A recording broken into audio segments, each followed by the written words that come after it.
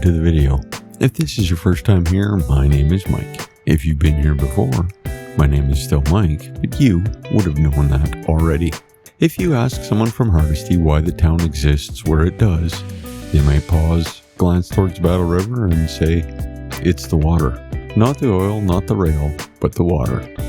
It's a quiet answer and it's easy to miss, but it holds the key to understanding why this small town became a crossroads for something much bigger than itself.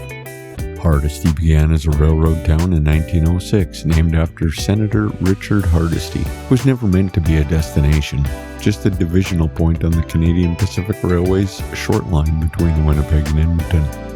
But the Battle River offered a reliable water source, and that made all the difference. Workers arrived in waves, laying track and building a bridge that would take 3 years to complete.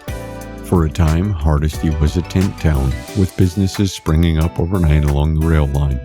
The town grew quickly. By 1911, it was officially incorporated. The arcade building hosted the first school classes, and when that filled up, Sullivan's Hall took over.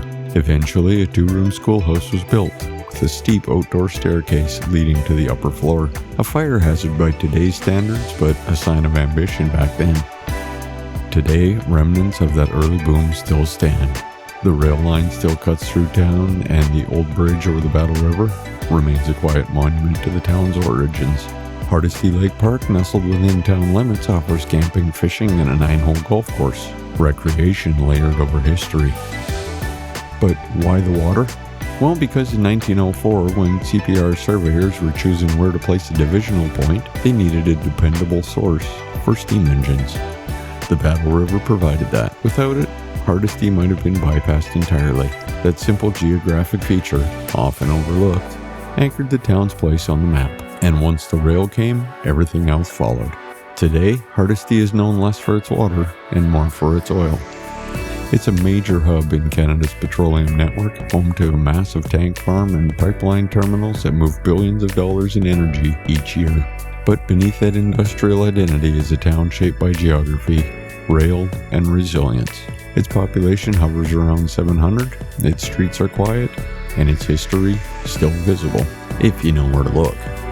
In Hardisty, the past isn't a story told in museums. It's built into the town itself. So if you enjoyed this little journey, give that like button a tap.